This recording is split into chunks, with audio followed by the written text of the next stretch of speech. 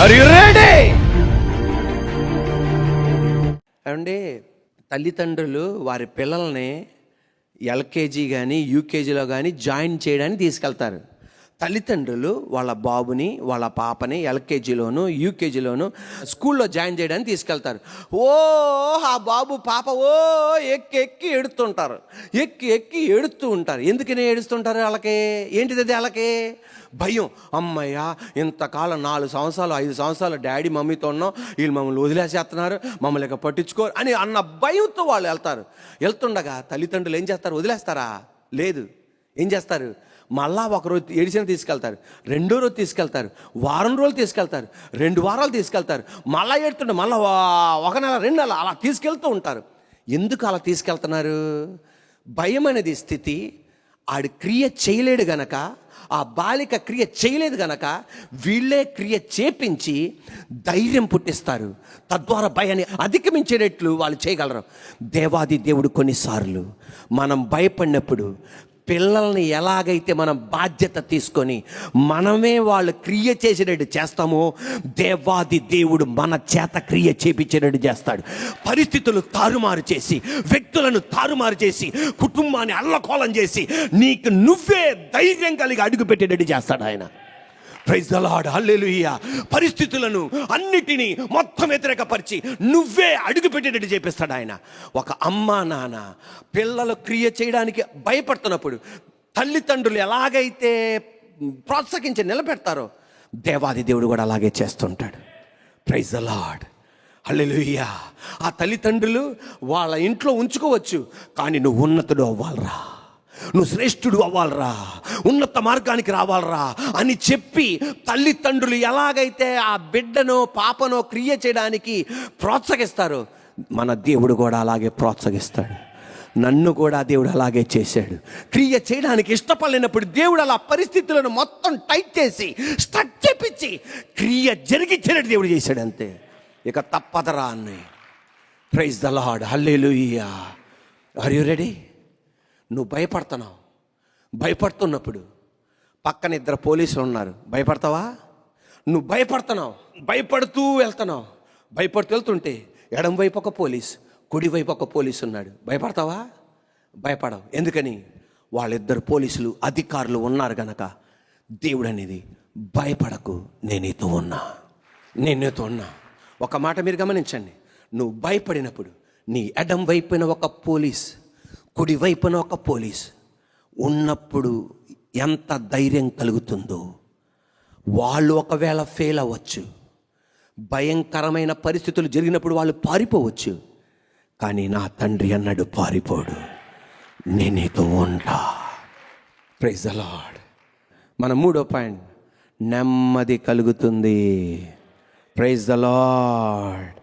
దావీదు అనుకున్నాడు, దేవా 24 గంటలు ఈ కష్టాలు, ఈ ఇబ్బందులు, అటేపు తూర్పు దిక్కు వెళ్దామంటే ఎవడొకడో ఉంటాడు, దక్షిణ వైపు వెళ్దామన్నా, ఉత్తరం వైపు వెళ్దాం అనుకున్నా, పడమటి వైపు వెళ్దాం అనుకున్నా, ఎప్పుడు సమస్యలే, ఎప్పుడు ఒక నెమ్మది లేదయ్యా, ప్రశాంతత లేదయ్యా, బతుకంతా ఇలాగేనా? నా ప్రార్థన కనికరించి కరుణతో నువ్వు ఆలకించాలయ్యా, నీ ముఖ కాంతి నా మీద ప్రకాశింపచేయాలయ్యా, నాకు ఒక నెమ్మది దయచేయాలయ్యా. దావీదుతో దేవుడు పలికిచ్చిన మాట 2 సమూయేలు గ్రంథం 7వ అధ్యాయం 1వ వాక్యం. 2 సమూయేలు గ్రంథం 7వ అధ్యాయం 1వ వాక్యం. యెహోవా నలుదిక్కుల అతని శత్రువుల మీద అతనికి విజయమిచ్చి, అతనికి, గట్టి చెప్పండి, అతనికి, నాకు, మనకు, అతనికి నెమ్మది కలుగజేసెను. నజరేయుడైన యేసయ్య అధికారం గల నామములో నీకు నెమ్మది కలుగజేస్తాడు. యేసుప్రభు వారు ఒక మాట అన్నాడు, దేవుని రాజ్యానికి వెళ్ళాలా, బాప్టిజం ఇచ్చే యోహాను దినం మొదలుకొని బలాత్కారుల చేత పట్టబడుచున్నది. అంటే 24 గంటలు బలాత్కారం చేస్తూనే ఉంటేనే ఎక్కడికి వెళ్ళగలం మనం? దేవుని రాజ్యానికి వెళ్ళగలం. అంటే ఇక ప్రశాంతంగా వెళ్ళలేమా, కుదురుగా వెళ్ళలేమా, తేలిగ్గా వెళ్ళలేమా, నెమ్మదితో మనం వెళ్ళలేమా? మత్తయి సువార్త 11వ అధ్యాయం 12వ వాక్యం. బాప్టిజం ఇచ్చి యోహాను దినము మొదలుకొని ఇప్పటి వరకు పరలోక రాజ్యం బలాత్కారముగా పట్టబడుచున్నది, బలాత్కారులు దాన్ని నాక్రమించుకొనుచున్నారు. ఆమేన్, హల్లెలూయా. బలాత్కారం చేతే పట్టబడుతుంది అంటే ఇక మనం నెమ్మదిగా, కుదురుగా, ప్రశాంతంగా ఇక వెళ్ళామా? అదే అధ్యాయంలో యేసుప్రభువు వారు ఇంకొక మాట చెప్తున్నారు చూడండి. మత్తయి సువార్త 11:30 ఏలయనగా నా కాడి సులువుగాను నా భారము తేలికగాను ఉన్నది. అదే అధ్యాయంలో అన్నాడు బలాత్కారం చేయాలని, కానీ ఇక్కడ చెప్తున్నాడు ఏలయనగా నా కాడి సులువుగాను నా భారం తేలికగా ఉన్నది. నెమ్మదితో కూడా నేను నిన్ను నడిపించగలను. హల్లెలూయా. నెమ్మదితోనే నేను నడిపిస్తా, నీ కుటుంబాన్ని నడిపిస్తా, నీ పిల్లల్ని నేను నడిపిస్తా, నేను నిన్ను నడిపించగలను. నా దగ్గరికి రా, నా సహాయం కోరు, నెమ్మది నేను నీకు అనుగ్రహిస్తా. ఈ రోజున చికాకుతో జీవిస్తున్నావా? టెన్షన్తో జీవిస్తున్నావా? రేపు ఏమైపోద్దో నీకు అర్థం కావట్లేదా? అలజడులతో ఉన్నావా? నెమ్మది లేదా?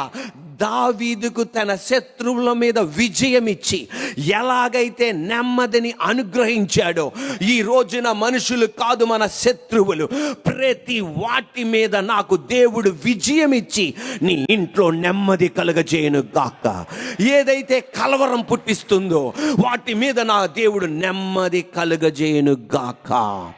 Praise the lord. కీర్తనల గ్రంథం 4వ కీర్తన 8వ వాక్యం, యెహోవా నెమ్మదితో పండుకొని నిద్రపోవుదును, నేను ఒంటరిగా నుండినను నువ్వు నన్ను సురక్షితముగా నివసింపజేయుదవు. యెహోవా నెమ్మదితో పండుకొని నిద్రపోవుదును, నేను ఒంటరిగా నుండినను నువ్వే నన్ను సురక్షితముగా నివసింపజేయుదవు. నా దేవుడు దావీదు చేత ఆ కీర్తన పలికించాడు. ఆ కీర్తన ఏంటి తెలుసా? తండ్రి, నువ్వు నాకు నెమ్మదిని అనుగ్రహిస్తావు, నువ్వు నన్ను సురక్షితముగా ఉండేటట్టు చేస్తావు. ఈ కలవరముతో నింపబడిన ఈ లోకములో నా దేవుడు నిర్ణయించుకొని ఉన్నాడు, నీ ఇంటికి సురక్షితం ఇవ్వాలి అని, నీ ఇంటికి నెమ్మది కలగజేయాలి అని, ఆరోగ్యం ఇవ్వాలని, మన మందిరములకు నెమ్మది కలగజేయాలని, మన కుటుంబాలకు నెమ్మది కలగజేయాలని, మన గృహాలు నెమ్మదితో ఉండును గాక, సురక్షితముతో ఉండును గాక, మన బిడ్డలు సురక్షితముతో ఉండును గాక, మన కుటుంబం నెమ్మదితో ఉండును గాక. నెమ్మది లేక కలవరముతో ఉన్న వాళ్ళందరూ నీ ఇంటిలో నెమ్మది కలుగును గాక. భార్యాభర్తల మధ్య నెమ్మది కలుగును గాక, కుటుంబ సభ్యుల మధ్య నెమ్మది కలుగును గాక, అన్న తమ్ముళ్ళు అక్క చెల్లెల మీద నెమ్మది కలుగును గాక, బిడ్డలు తల్లిదండ్రులకు నెమ్మది కలుగును గాక, నీ వ్యాపార మార్గంలో నెమ్మది కలుగును గాక, ప్రతి హృదయాలలో నెమ్మది కలుగును గాక, మన మందిరాల్లో నెమ్మది కలుగును గాక, సార్వత్రిక సంఘములో నెమ్మది కలుగును గాక, ఈ అలజడి ఆగును గాక. గలిలయ సముద్రములో అన్నాడు, నెమ్మదిగా ఉండు, బీ స్టిల్, లేకపోతే బీ కామ్, నెమ్మదిగా ఉండు. ఎగసి వస్తున్న వాటి మీద దేవుడు నెమ్మది కలుగజేయును గాక. ప్రైజ్ ద లార్డ్, హల్లెలూయా. దావీదుకు దేవుడు ఒక నెమ్మది అనుగ్రహించాడు. ఎటువంటి నెమ్మది తెలుసా? నూనెతో నా తల అంటి ఉన్నావు, నా గిన్నె నిండి పొర్లుచున్నది. అప్పటి కాలంలో అభిషేకం ఒలీవ నూనె తీసుకొని ఆ కొమ్ములో ఒలీవ నూనె పోసి దావీదు శిరస్సు మీద పోశారు. అభిషేకం అతని మీద పడింది. నూనె, మీరు చూడండి, కొన్ని సైకిళ్ళు ఉంటాయి. ఇదివరకు టైంలో మాకు ర్యాలీ సైకిల్ ఉంది. ఆ ర్యాలీ సైకిల్ తొక్కుతుంటుంటే కర్ర కర్ర అంటూ ఉండేది, చాలా కష్టంగా ఉండేది. తొక్కే నాకు నెమ్మది ఉండదు, పక్కనోడికి నెమ్మది ఉండదు, ఆ సౌండ్ కర్ర కర్ర అంటూ ఉంటుంది. కానీ ఎప్పుడు నూనె ఆ చైన్లో పోయగానే వెంటనే కిర్ర కిర్ర అనేది చాలా సాఫ్ట్గా, నెమ్మదిగా, ఈజీగా వెళ్ళిపోద్ది. చాలా కష్టంగా నడుస్తున్న దావీదు జీవితం అభిషేకపు నూనె పడింది. దేవాది దేవుడు విజయం అనుగ్రహించాడు. అంటే అభిషేకం పడినాక ఎన్నో కష్టాలు, ఇబ్బందులు ఎదుర్కొన్నాడు, కానీ ఆ నూనె నెమ్మది అనుగ్రహించింది. కిర్రమని తొక్కుతున్న ఆ సైకిల్ ఆయిల్ పోయకపోతే ఎంత కష్టంగా ముందుకెళ్తున్నప్పుడు ఆయిల్ పోయగానే నెమ్మదిగా, ఈజీగా, సులువుగా ఎలా వెళ్ళగలుగుద్దో దేవాది దేవుని యొక్క అభిషేకపు నూనె మనలకు నెమ్మది అనుగ్రహించును గాక. యెహోవా ఆత్మ జ్ఞానమిచ్చే ఆత్మ, తెలివితేటలనిచ్చే ఆత్మ, దేవుని ఆత్మ మన మీద ఉండి మనకి నెమ్మది కలిగించును గాక. నెమ్మది అంటే ఇక ఏ కష్టాలు ఇబ్బందులు ఉండవు కాదు, ఆ కష్టాలలో ఎదిరించే ముందుకెళ్ళే కృప దేవుడు అనుగ్రహించును గాక. ఆ భయాన్ని ఎదుర్కొనే ధైర్యం దేవుడు అనుగ్రహించును గాక. ఆ ఇరుకులో నుండి దేవుడు విశాలత కలిగించును గాక. నీ కరుణతో నా ప్రార్థన ఆలకించు. ఇప్పుడు ఆ ప్రార్థన, దావీదు ప్రార్థన దేవుడు ఆలకించాడా లేదా? ఆలకించాడు. మన ప్రార్థన కూడా ఆలకిస్తాడు.